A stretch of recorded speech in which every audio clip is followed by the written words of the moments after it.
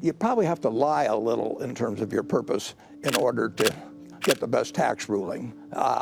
And it takes time, but you cannot break up, you cannot dispose of the entire business, business by business, without having very substantial tax liability. It would not produce a gain. On the other hand, having them together produces, there's some very valuable synergies in there. Now, we don't use leverage as much as the people who would buy them piece by piece would do. So we could leverage Berkshire up to the sky. I've promised people we won't, because we have insurance promises to people out 50 or 100 years, and we've got shareholders who are going to own the stock for 50 years, and they do not want us to leverage to the sky. But there would not be a profit if we were simply to announce that over the next 24 months that you could come in and buy any business we had and we'd sell them to the highest bidder. I think by writing it, it helps it a little too. No, there's no question that Wall Street would love to come along and sell anything that we've got. I mean, there's a fee every time that there's a transaction, and they're big fees, and there's fees for financing. I mean, so we've had all kinds of people snoop around that. They know they're not getting it done with me, but it won't get done later on either. I am leaving every share of Berkshire I have goes to charity, and it's 99% of my net worth. So nobody cares more than I do about getting the most money to those philanthropies over the years following my death. And that's going to take place over 15 years. And I say keep it all in Berkshire. But if I thought that it was going to be run in a way responsive to Wall Street, I would instead do something else and have the money distributed to these philanthropies and not have it all tied to Berkshire. But Berkshire has a very unusual shareholder base. I mean, we have individuals that own Berkshire, and a lot of them have owned it 50 years just like it's people buy it to own for lifetime, and we're going to run it in a way that they won't be disappointed. It's who we encourage. I mean, in effect, we don't want everybody to buy our stock. I mean, there's only so many seats. There's about 1,600,000 and some thousand A shares out. All the seats are filled. I love the shareholders we have. I don't want to go to Wall Street and try and get some new shareholders. They're going to replace the people we have. So what we want to have is people in those seats that are in sync with us. You can run a French restaurant or you can run a hamburger stand. And if you serve good hamburgers, you'll do good business at the hamburger stand. You can, at the French restaurant, you can do the same thing there. But you can't run the French restaurant and then serve hamburgers inside, and you can't run the hamburger stand and serve French food inside. So we advertise in our deeds, in our words, in every way we can what we're about. And we're looking to have the seats filled at our church by people who are in sync with us, and we do have them there. We get the same people every Sunday. And I see no advantage in going out and telling everybody in Wall Street we're going to do wonderful things and having those seats replaced, because the only way you can get a seat is to throw somebody else out of that seat. There's only so many seats and they're all full, and you want them filled with people who are in sync with the policies of the company, and therefore you have to explain those policies and you have to live up to those policies, and for 55 years we've tried to. We're not trying to have the railroad management run the utility. Well, we could run.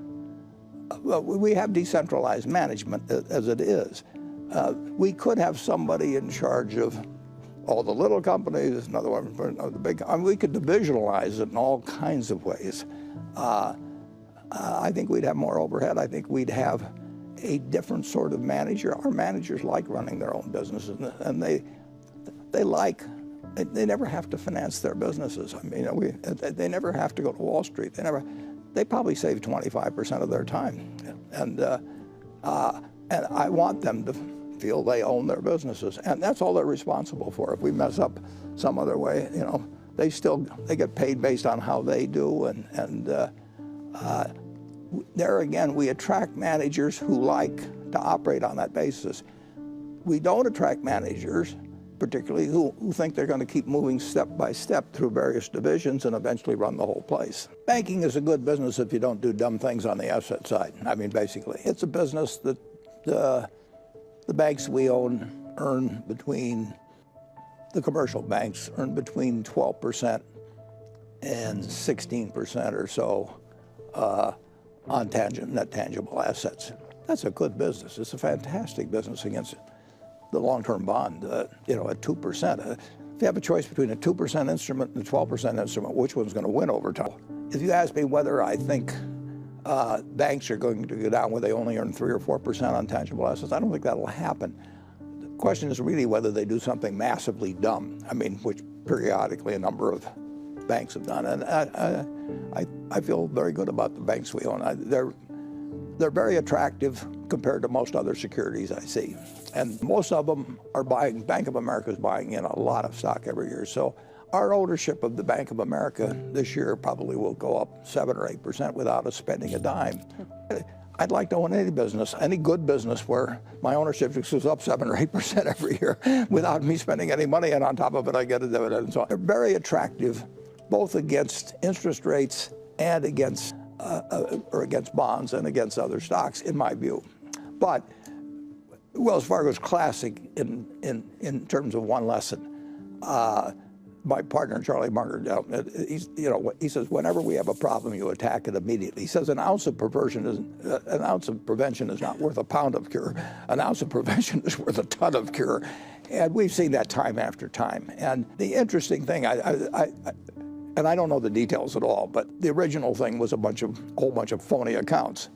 Now, I don't know how, if you open up a couple million phony accounts, you make any money on it at all. I mean, the shareholders didn't make money. People say that, well, the system you can think, and as soon as you learn, you can devise dumb incentive systems. We've done them ourselves. I mean, you can cause people to do the wrong thing because they will do what they're incented to do, and they had obviously a very dumb incentive system. People started playing it various ways, and the big thing is they ignored it when they found out about it. You're going to do dumb things in business, and we do them every day. You know, absolutely have to attack a problem as soon as it occurs, and you know about it. And if that had happened, Wells Fargo shareholders would be a lot better off. But Wells Fargo shareholders did not profit from opening up accounts that were phony accounts that had nothing in them. I mean, somebody was getting paid so much per account. And the practice spread, because bad practices do spread if they're allowed to spread. And they were ignored, which is a total disaster. And look at the consequences. So 2 or 3 years later, who's paying? The shareholders are paying for something that didn't do them any good whatsoever. Bill Roberts took over not even 2 years ago. And he has done a terrific job in connection with Tony Nicely. I mean, Geico is my first love, absolutely. I tell the other companies that you can compete for my second love, but you can't compete for my first love, which is Geico, because it goes back 69 years, and it did wonders for me.